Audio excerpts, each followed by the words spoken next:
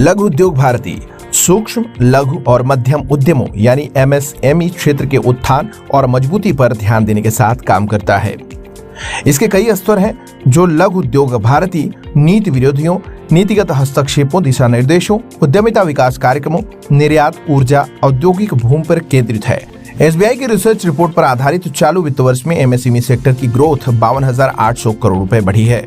Sector credit पर भारतीय reserve bank के आंकड़ों के अनुसार सूक्ष्म और लघु उद्योगों यानी एमएसई को दिए गए सकल बैंक ऋण में मई में 27% की वृद्धि हुई है, जो अप्रैल में 19.7% थी।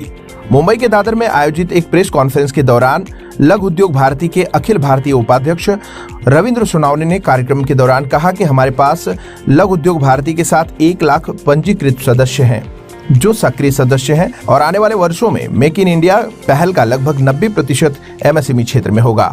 हम आत्मनिर्भर बनने के लिए बड़े कदम उठा रहे हैं जो दुनिया भर में छोटे विनिर्माण के लिए प्रमुख प्रभाव के साथ चीन विरोधी अवसर पैदा करेगा।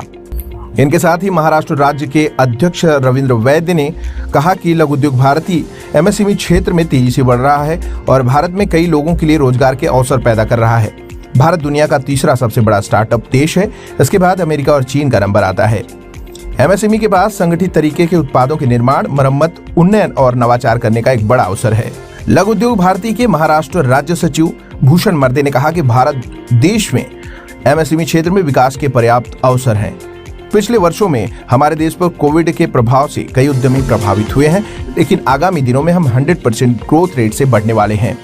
लघु उद्योग भारती के सदस्यों ने प्रेस कॉन्फ्रेंस के दौरान जानकारी देते हुए कहा कि आगामी 16 सितंबर 2022 को लघु उद्योग भारती ने मुंबई में महाराष्ट्र प्रदेश सम्मेलन 2022 का आयोजन किया है, जिसमें देश की वित्त मंत्री निर्मला सीतारमण मुख्य अतिथि होंगी और एमएसएमई सदस्यों के साथ जीएसटी, बिजली, एमएसएमई क्षेत्र, विकास कारक आदि पर बात करेंगी। सम्मेलन के लिए 36 जिलों और 100 तालुका सहित पूरे महाराष्ट्र के सभी उद्यमी आने वाले हैं। इस सम्मेलन के पीछे मुख्य कारण केंद्र सरकार के साथ साथ राज्य सरकार की नीतियों पर ध्यान केंद्रित करना और उनका पालन करना है। लघु उद्योग भारती लगातार उद्योगों को आगे ले जाने और देश प्रदेश की जो गति है उसको बढ़ाने में लगातार कार्यरत है। तमाम सजेशन है जो सेंट्रल और स्टेट गवर्नमेंट को इस संगठन के द्वारा दिया जा रहा है। हमारे साथ मर्दे सर है जो सेक्टर में सालों से कार्यरत है और उन्होंने अप एंड डाउन देखे हैं, सरकारों के भी और रिसेशन भी देखे हैं, कंपनियों के भी। उसके बहुत सारे जो छोटे छोटे कारण है उस पर इन्होंने स्टडी किया और उसकी रिपोर्ट्स भेजी। हमारे साथ सर है, बात करते हैं। सर बताएं, ये जो माइग्रेशन की बात आती है स्टेट वाइज आप देखेंगे तो कहीं ऐसी जगह कंपनियां हैं जो चली जा रही हैं, खास करके हम महाराष्ट्र के परिप्रेक्ष्य में बात करें जहां आपने बहुत ज्यादा समय भी दिया है और आपके स्टडीज है इस मामले में, क्या कहेंगे, क्या कारण हो सकता है इसका? बहुत इम्पोर्टेंट सवाल है ये। महाराष्ट्र वैसे बोला जाएगा तो देश का सबसे बड़ा उद्योग दृष्टि से सबसे बड़ा देश है। 40% उद्योग यहाँ पे है। पिछले कुछ सालों से पिछले 3-4 सालों से ऐसा हो गया है कि जो व्यवस्था है वो उद्योग के लिए उतनी ईज ऑफ बिजनेस नहीं रही, उतनी सहायक नहीं रही है। यहाँ का जो एम्बियंस है, यहाँ का जो वातावरण है उद्योग का, वो वातावरण थोड़ा सा कलुषित हो गया है, थोड़ा सा बिगड़ गया है। क्या कारण है, क्या है एग्जैक्टली? सरकारों में वो भावना नहीं है सहयोग की, क्या? शायद सरकार का कोई फोकस नहीं था उद्योग के विषय पे। ये थोड़ा विषय उद्योग ये अर्थनीति के लिए, राज्य के किसी भी राज्य के अर्थनीति के लिए उद्योग ये बहुत बड़ा विषय है, लेकिन उस पर ही फोकस थोड़ा सा हट गया था, ऐसा मुझे लगता है। और उसकी वजह से क्या हो गया कि देखिए महाराष्ट्र के कुछ तकलीफ है, जैसे पावर। महाराष्ट्र में सबसे महंगी पावर है देश में, उद्योग कैसे लगेंगे? सबसे महंगी पावर है, अभी सबसे महंगी है, ठीक है, उससे ऊपर वो उसका क्वालिटी नहीं है।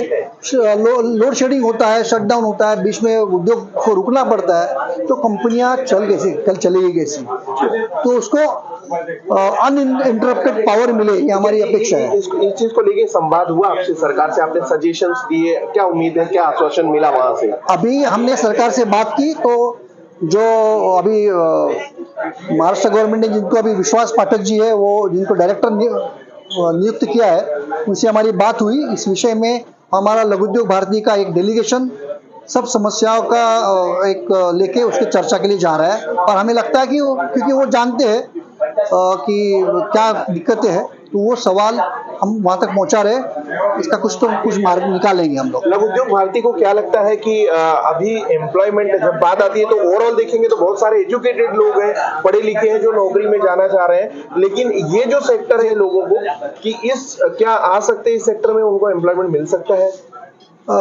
लघु उद्योग जो है वहाँ पे एम्प्लॉयमेंट की कोई कमी नहीं है। उल्टा ये है कि यहाँ पे हम लोग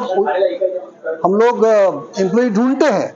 हमारे यहाँ पे आप कोई भी एमएसएमई सेक्टर में जाओ तो वहाँ पे आप देखोगे कि कोई इंडस्ट्रियल सेक्टर में जाओ कि वहाँ पे कामगारों की रिक्वायरमेंट होती है, वैसे बोर्ड लगे हुए हैं। शायद थोड़ा सा ये गैप है यहाँ पे कि लघु उद्योग लोग नौकरी खाली सरकारी नौकरी ढूंढते होंगे शायद, या कॉर्पोरेट में ढूंढते होंगे, लेकिन लघु उद्योग जो सबसे बड़ा सेक्टर है महाराष्ट्र के लिए, देश के लिए, क्योंकि 40% कॉन्ट्रीब्यूशन है देश के जीडीपी में, तो वहाँ पे लोगों ने नौकरियां लेनी चाहिए। नौकरियां वहाँ पे है, और जैसे टर्नर फीटर, ये जो फैक्ट्री में काम करने के लिए काम है, बहुत सारा काम है। और एक चीज़ें हमने महाराष्ट्र की जो आपने पूछी थी, तो महाराष्ट्र में माथाड़ी कायदा है। जो माथाड़ी कायदा मतलब जो हमाली करते हैं लोग, वो एक अनऑर्गेनाइज सेक्टर है, तो उनके सुरक्षा के लिए, उनके सोशल सिक्योरिटी के लिए गवर्नमेंट ने कायदा लाया था कुछ सालों पहले। लेकिन आज आप देखेंगे तो हर कंपनी में, हर फैक्ट्री में, एमएसएमई का हर फैक्ट्री में पीएफ है, उसका ईएसआईसी है, तो सोशल सिक्योरिटी होती है। लेकिन ये कायदे का थोड़ा सा दुरुपयोग हो रहा है, और महाराष्ट्र में उद्यमियों से एक्सटॉर्शन किया जा रहा है। तो यहाँ का इसके ऊपर सरकार से निवेदन कर रहे हैं हम लोग कि जो माथाड़ी के नाम से जो एक्सटॉर्शन किया जाता है उसको रोक दीजिए, क्योंकि ये एक्सटॉर्शन करने वाले माथाड़ी वर्कर होते नहीं है बेचारे। जो माथाड़ी वर्कर है वो बाजू में रह गए, और ये जो गुंडा प्रवृत्ति यहाँ पे घुस गई है, उसके वजह से छोटे से छोटे उद्योग से लेके बड़े से बड़े उद्योगों को इस विषय में तकलीफ है। अभी के राज्य सरकार को हमारा ये निवेदन रहेगा कि इसके ऊपर गंभीरता से चर्चा हो और इसका सोल्यूशन निकाले। आज के डेट में युवा जो है, और खास करके जो महिलाएं हैं इस सेक्टर में आने के लिए हिचकिचाती हैं, बट युवा जो है उनके पास फंड नहीं है, तो लघु उद्योग भारती ने सजेशन दिया कि इस सेक्टर में लोगों को आना चाहिए, लेकिन कैसे संभव हो पाएगा? कुछ आप युवाओं को सुझाव दीजिए। देखिए, उद्योग करने के लिए 3 चीज़ों की जरूरी होती है। आप जो प्रोडक्ट बेचना चाहते हो, बनाना चाहते हो, वो प्रोडक्ट की पूरी जानकारी, ये 3 नियम बता देता हूँ, बहुत महत्व के। जो प्रोडक्ट आप बेचना चाहोगे उसकी जानकारी, उसके दूसरा नियम है उसका मार्केट की जानकारी, कहाँ बेचना है, वो मार्केट की जानकारी वो आपको होना चाहिए, और तीसरा नियम है उसके पैसे। मतलब 3 चीज़ों की जरूरी होती है। उसमें पैसे नहीं है ना, तो ये पैसे जुटाए जा सकते हैं, लेकिन पहले जो 2 विषय है, जो प्रोडक्ट की जानकारी, सर्विसेज की जानकारी, उसके मार्केट की जानकारी, ये 2 विषय में आपका नॉलेज बेस अच्छा हो तो आप उद्योग कर सकते हो। और अगर आपके पास अभी लगता है कि आप उद्योग कर रहे हो, तो थोड़ा इसके ऊपर टटोलना चाहिए अपने आपको, तो आप उद्योग में आसानी से आ सकते हो। और नया उद्योग चालू करने के बाद उसको किस दिशा में कैसे जाना है, इसका मार्गदर्शन लघु उद्योग भारती जरूर करती है। आखिरी वही महिलाओं के लिए, युवाओं के लिए, जो युवा महिलाएं हैं जो चाहती हैं आना, उनके लिए क्या सजेशन है? क्या इसमें ग्रोथ है? कैसे?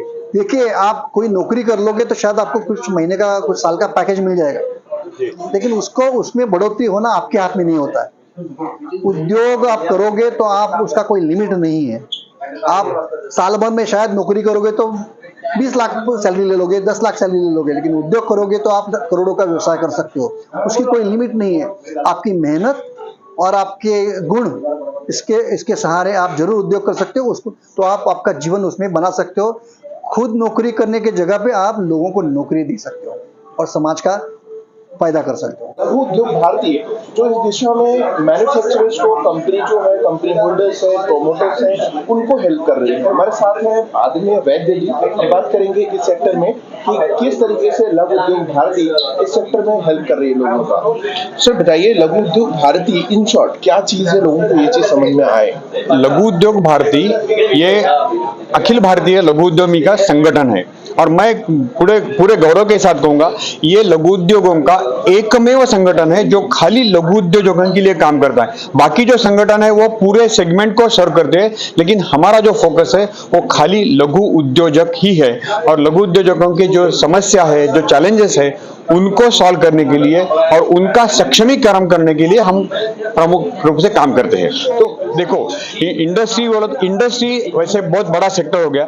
इंडस्ट्री में से आप अगर इंजीनियरिंग या ऑटोमोबाइल सेक्टर लोगे या केमिकल लोगे या फार्मास्यूटिकल लोगे, तो वो उसमें कैसा हमने क्या काम किया ये हम ज्यादा उसके ऊपर प्रकाश डाल सकते हैं। जैसे इंजीनियरिंग सेक्टर में अभी भारत का जो एक आत्मनिर्भर हमें बनना है, आत्मनिर्भर बनने के लिए हम जो बाहर से चीज लाते हैं उसको अगर हम भारत में ही बना सकते हैं तो वो ज्यादा कारगर होगा। वो गवर्नमेंट का जो एम है उसमें थोड़ा सा वो हेल्पिंग हैंड या फिर उसमें सपोर्ट होगा। जैसे कि हमारा एक सदस्य है सोलापुर में, उन्होंने कुछ ऐसे इक्विपमेंट्स बनाए हैं जो कि अभी जो नेवी में विक्रांत जो उसका जो जलावतरण हुआ है उसमें उसके इक्विपमेंट्स लगे हैं। अब ये इक्विपमेंट क्या है वो थोड़ा एनडीटी जो नॉन डिस्क्लोजर एग्रीमेंट है इस हिसाब से मैं आपको बता नहीं सकता, लेकिन उन्होंने अपना जो फॉरेन एक्सचेंज में है वो काफी बचत की है।